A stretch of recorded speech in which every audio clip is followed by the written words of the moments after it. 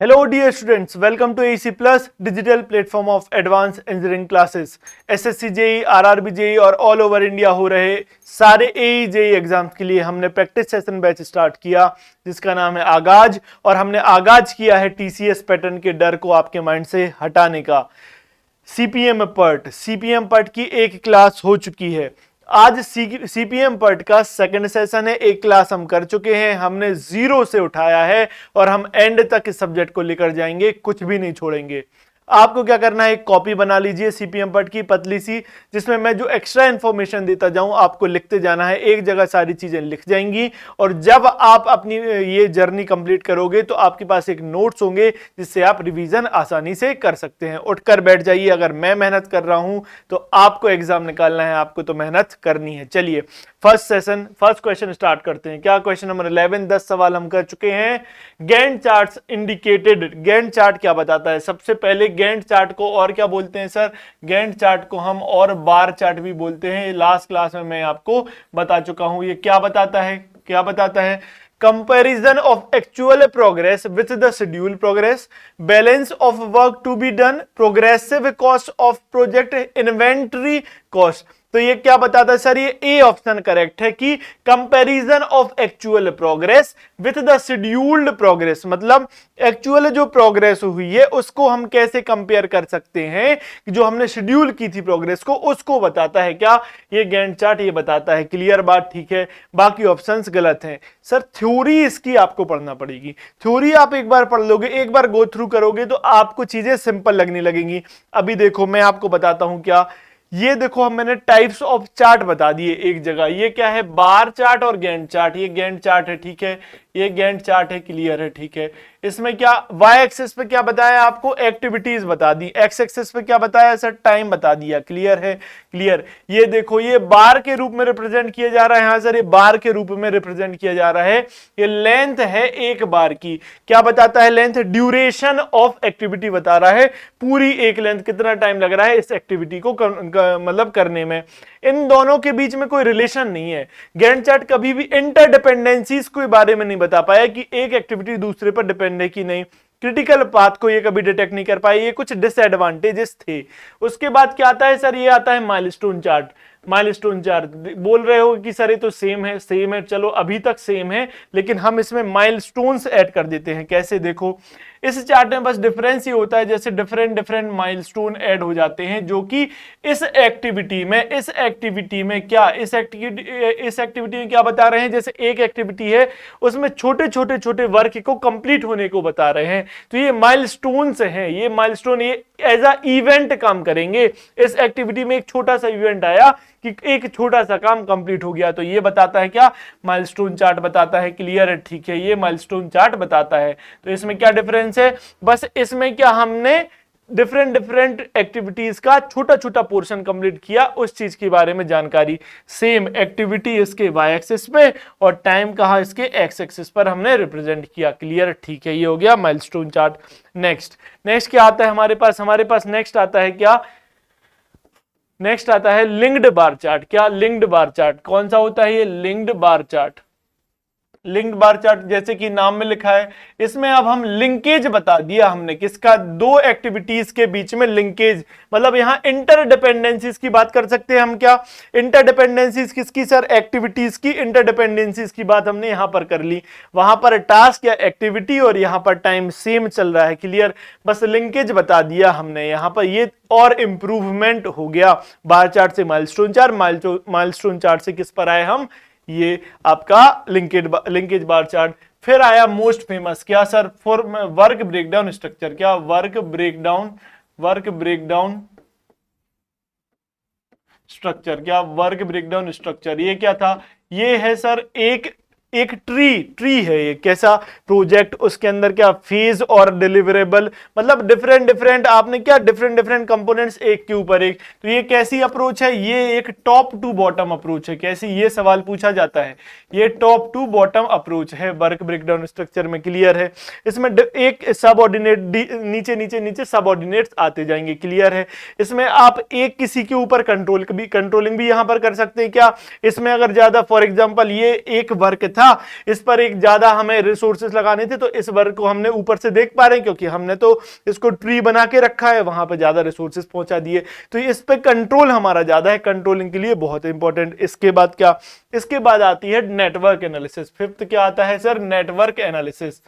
Network analysis ये तो फिर बेस्ट है ही, जो आज की डेट में सारी जगह यूज हो रहा है। वर्क ब्रेकडाउन स्ट्रक्चर भी यूज हो रहा है, यूज तो सारे हो रहे हैं, वो पुराने हो गए, ये यूज हो रहा है। नेटवर्क एनालिसिस, एओए नेटवर्क, कौन सा, एओए नेटवर्क, और एक और होता है AON network, activity on activity, activity on arrow और एक्टिविटी ऑन नोड, ये एक्टिविटीज सॉरी ये नेटवर्क्स आजकल यूज हो रहे हैं। तो 5 चीजें मैंने आपको बता दी। क्वेश्चन था गैंट चार्ट का, आपको सारी चीजें गैंट चार्ट की मैंने लिख दी हैं, आपको क्या स्क्रीनशॉट अभी ले लो और ये थॉरोली पढ़ लेना। थॉरोली क्या पढ़ लोगे आप, ये हेनरी गैंट ने 1900 में दिया था, कब, मैं स्पेसिफिक बता दे रहा हूं, 1900 में इन्होंने दिया था, इसके बारे में बताए। हॉरिजॉन्टल चार्ट है, लेंथ क्या बता देते, हॉरिजॉन्टल बार बनाए, अभी दिखाया था मैंने। लेंथ क्या बताती है, क्या, proportional to the of the duration of time planned for the corresponding, proportion बताता है, क्लियर है, ठीक है।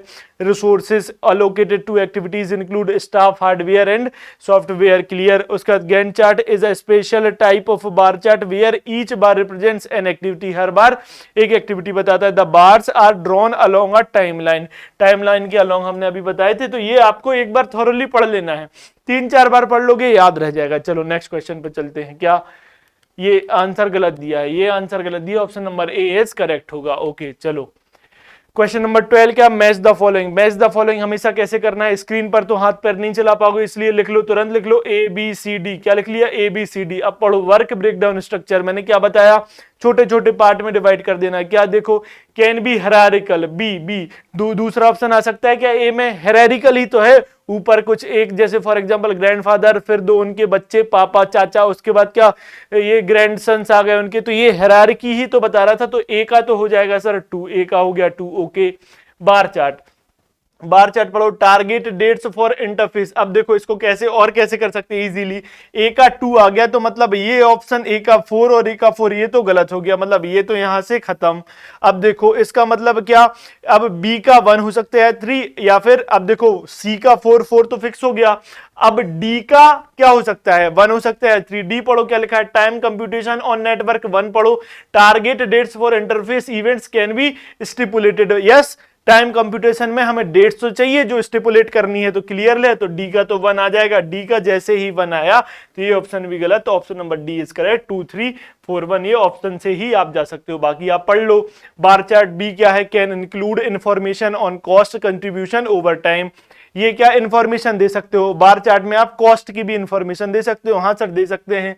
3 4 लिंक्ड, सी का क्या आएगा, लिंक्ड बार चार्ट क्या बता रहा है, best suited for monitoring on network including that for cost, ये मॉनिटरिंग भी तो कर सकते हैं हम, क्योंकि उधर लिंकेज बताया था हमने एक्टिविटीज के बीच में, तो हम उन्हें मॉनिटर्ड भी कर सकते हैं। तो 2 3 4 1 D will be correct answer, clear. Okay चलो आगे बढ़ो, क्या बोल रहा है नेक्स्ट, फिर से आया match the following, A B C, same question नहीं है, सेम क्वेश्चन नहीं है ये, फिर से देखो क्या पूछा है, पूछा है बार चार्ट। बार चार्ट के लिए आप पढ़ो, activity dependencies can be implied, activity की डिपेंडेंसीज किस में बता पा रहे थे आप, लिंक बार चार्ट में बता पा रहे थे, हाँ तो डी का 1 आ जाएगा, डी का 1 तो बात ही खत्म हो गई, डी का 1 तो ये और ये तो खत्म, मतलब बी और सी ऑप्शन नहीं होगा। फिर क्या बोल रहा है, resources requirement can be depicted, resources की रिक्वायरमेंट आप बता सकते हो, किस में देख के बता सकते हो आप रिसोर्सेस की रिक्वायरमेंट, आप बार चार्ट में, अभी मैंने बताया रिसोर्स की क्या रिक्वायरमेंट आप बता सकते थे, रिसोर्स रिक्वायरमेंट तो ओके 2 हो गया।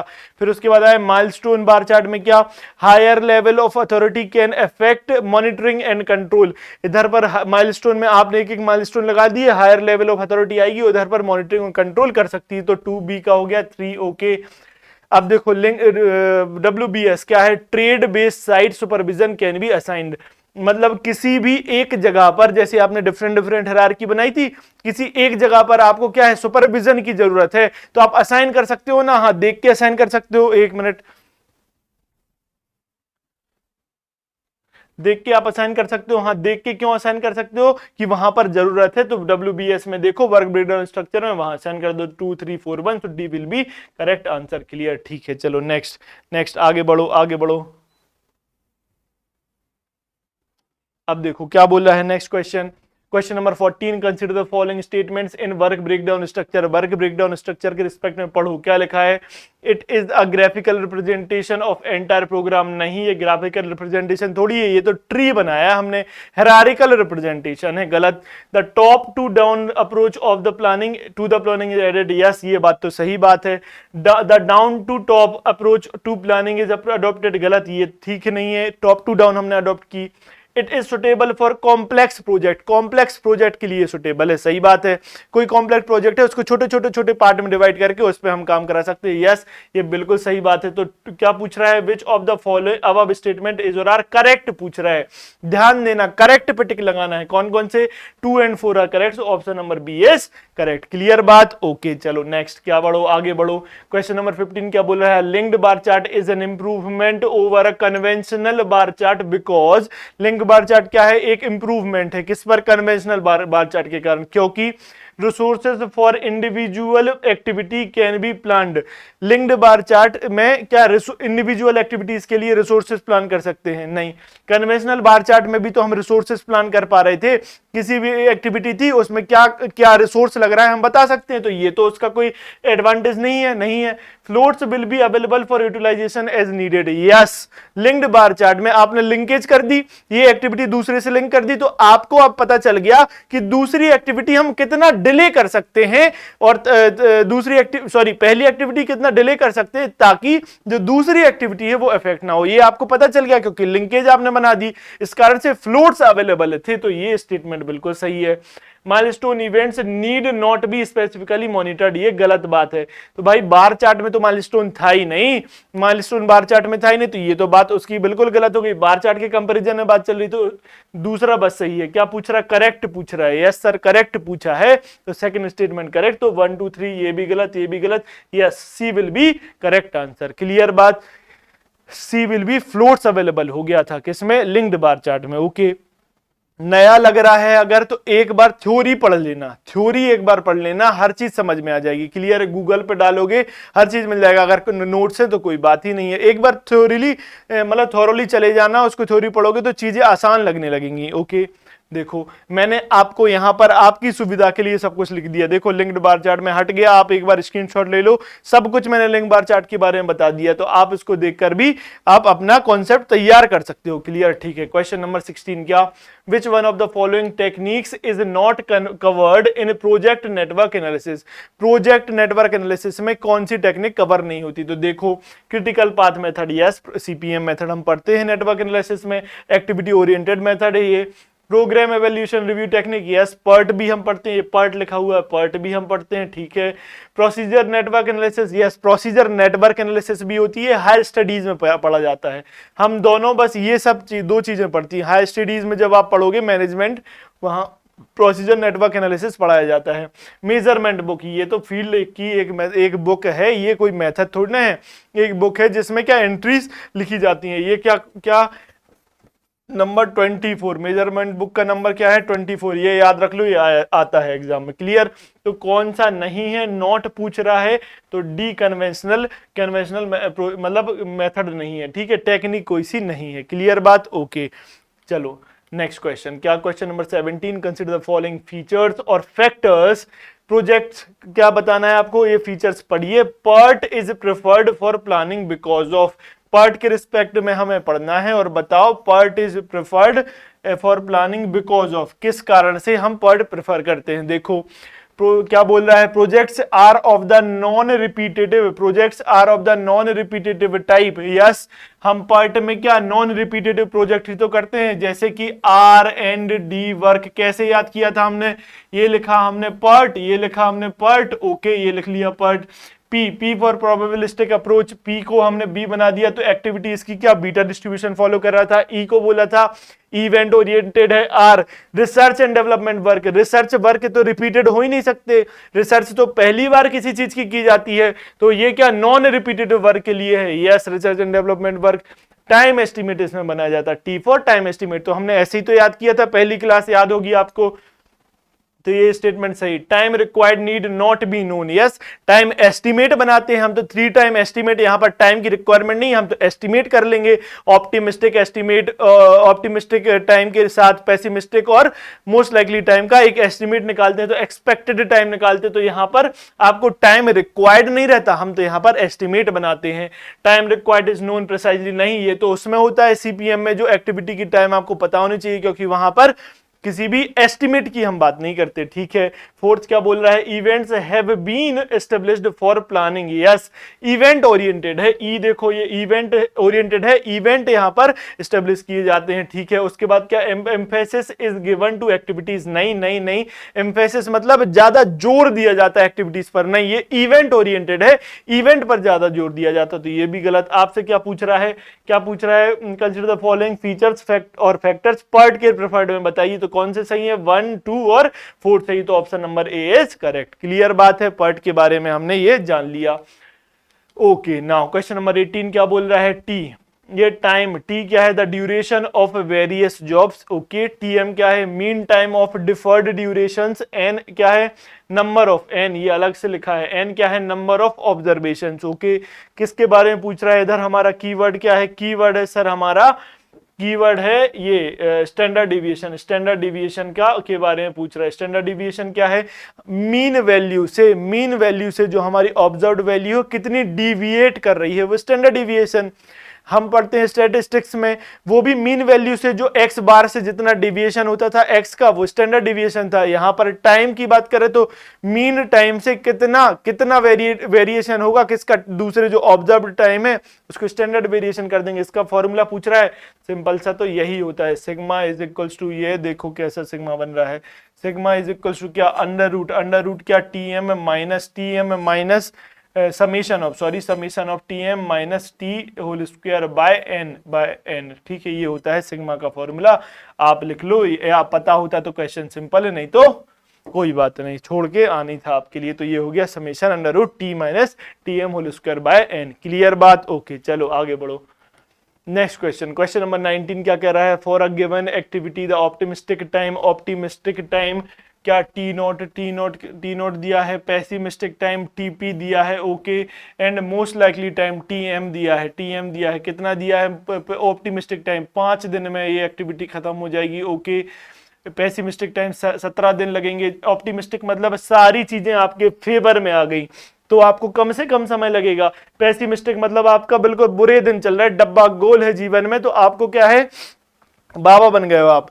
तब क्या, जब अगर पूरी चीजें आपकी विपरीत है, जैसे कि अभी तैयारी कर रहे हो सारी चीजें विपरीत है, तो ज्यादा टाइम लग रहा है ना करने में, ओके, तो ये 17 दिन हो गए। फिर 8 डेज मोस्ट लाइकली जो नॉर्मल टाइम लगेगा, ऑप्टिमिज्म और पेसिमिज्म को मिला के जो नॉर्मल टाइम लगेगा वो इतना है। तो बोल रहा है कि एक्सपेक्टेड टाइम, कीवर्ड क्या है, क्या पूछ रहा है, तो ये जो पूछ रहा है उसके रिस्पेक्ट में हमें अप्रोच जनरेट करनी है। क्या, टी एक्सपेक्टेड टाइम, तो टीई क्या होता है सर, टीई आपने बताया था T naught plus 4 TM plus TP by 6 होता है टीई। क्लियर सर, ये तो आपने हमें याद करा दिया था, याद जब करा दिया था तो बस सिंपल बात है, अब तो बन गया क्वेश्चन। देखो बस वैल्यू पुट करना, खेल हो गया। देखो टी नॉट कितना है आपके पास, 5 प्लस 4, टीएम कितना है 8 प्लस टीपी कितना दिया आपको 17 डिवाइडेड बाय 6।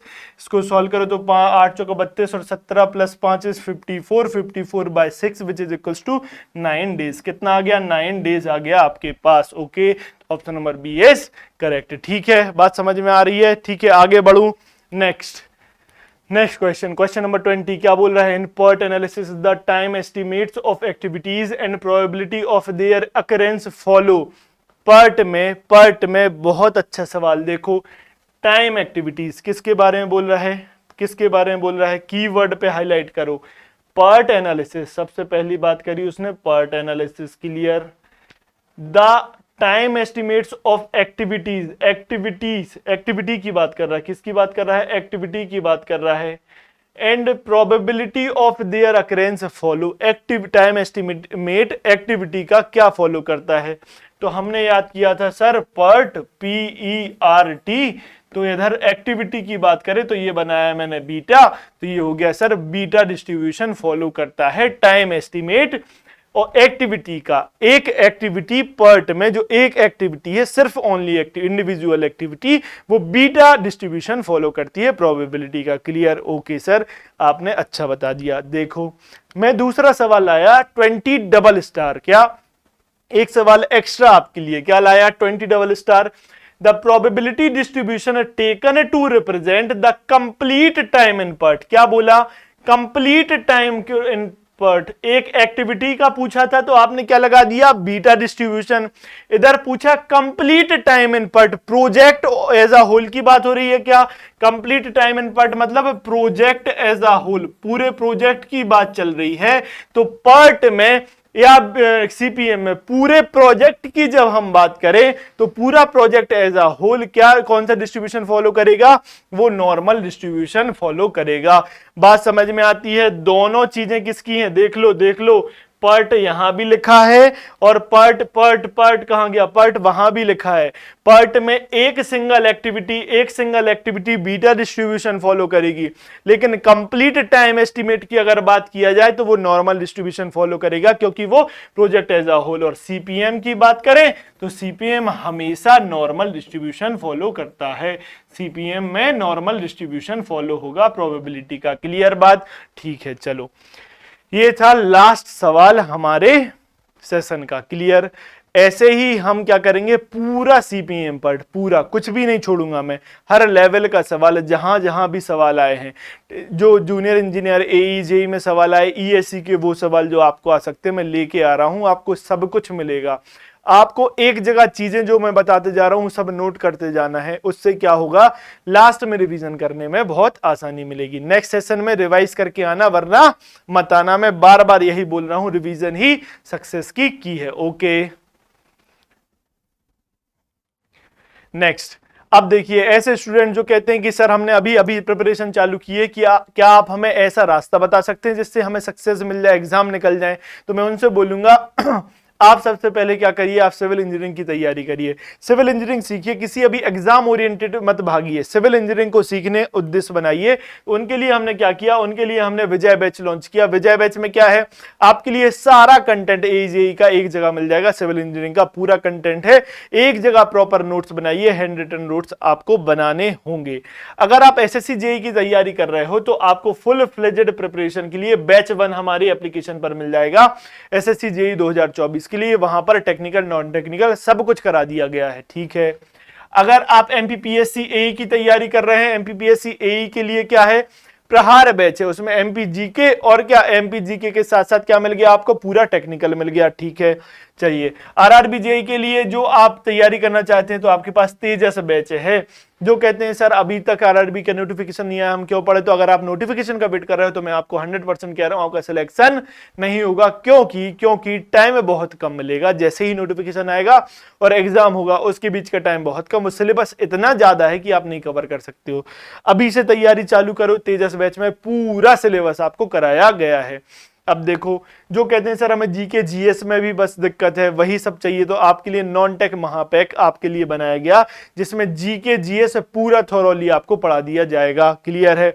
नॉन टेक में जो भी पोर्शन, मैथ्स रीजनिंग भी इसमें इंक्लूड किए गए। अब देखो दूसरे टाइप के बच्चे का सवाल, जो स्टूडेंट कहता है कि सर हम पढ़ तो लेते हैं, क्या आप हमें क्वेश्चन प्रैक्टिस करा सकते हो? क्या मोर नंबर ऑफ क्वेश्चंस हमें करने, तो देखो आपको मोर देखो क्या, अब अभ्यास बैच जेई के लिए है। जेई के लिए कितने सवाल sir? 5000 plus question, technical non technical दोनों के इसमें है। इसमें टीसीएस पैटर्न के वो सवाल जो एग्जाम में आ सकते हैं, ईएससी और गेट के वो छोटे छोटे सवाल जो आ सकते हैं कॉन्सेप्चुअली या न्यूमेरिकली, मैंने इसमें डाले हैं, आपको बहुत फायदा मिलेगा। क्लियर है? ओके, यहाँ पे क्या है, अभ्यास प्लस बैच आपको मिलेगा। इसमें क्या, एजेई का पूरा कंटेंट मिल गया।